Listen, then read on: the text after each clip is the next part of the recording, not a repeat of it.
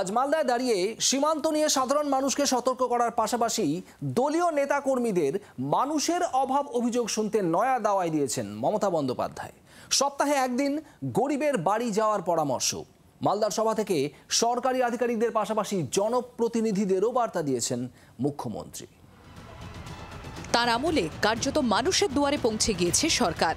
এবার সরকারি আধিকারিকদেরও মানুষের দুয়ারে যাওয়ার বার্তা দিলেন মুখ্যমন্ত্রী মমতা বন্দ্যোপাধ্যায়। মঙ্গলবার মালদার ইংরেজ বাজারে সরকারি অনুষ্ঠানে যোগ দেন মুখ্যমন্ত্রী। সেখানে পুলিশ প্রশাসনের আধিকারিক ও জনপ্রতিনিধিদের উদ্দেশ্যে মমতার পরামর্শ, মানুষের অভাব অভিযোগ শুনতে সপ্তাহে একদিন গরিবের বাড়ি যেতে হবে।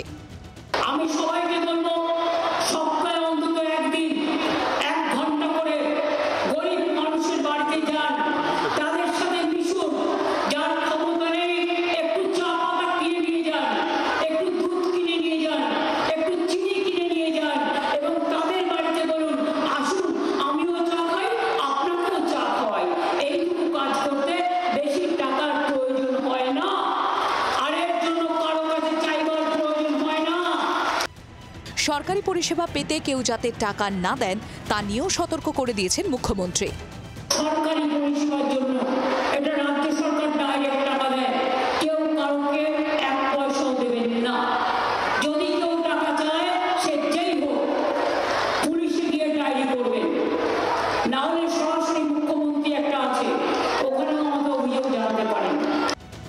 গত কয়েকদিন ধরে মালদায় ভারত বাংলাদেশ সীমান্তের একাধিক এলাকা উত্তপ্ত। অশান্তির খবর পেয়ে বেশ কয়েকবার বিএসএফ এর সঙ্গে 0 পয়েন্টের কাছাকাছি ছুটে গিয়েছেন সীমান্ত লাগোয়া বাসিন্দারা।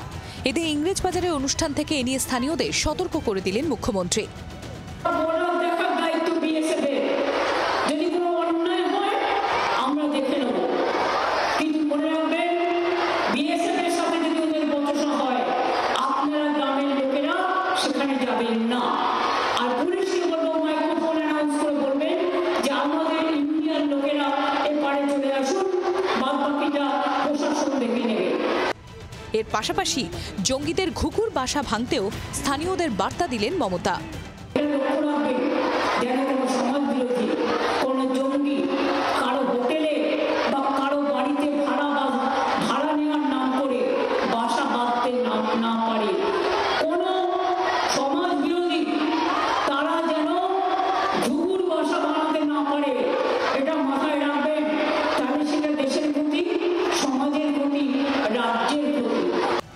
এদিন মালদায় দাঁড়িয়ে মাফিয়া রাজ নিয়েও সরব হলেন মুখ্যমন্ত্রী। দুলাল সরকার খুনের প্রেক্ষিতে মমতার এই বার্তা তাৎপর্যপূর্ণ বলেই মনে করছেন রাজ্য রাজনীতির কারবারিরা। ইংরেজবাজার থেকে রণজয় সিংহের রিপোর্ট, জি 24 ঘন্টা।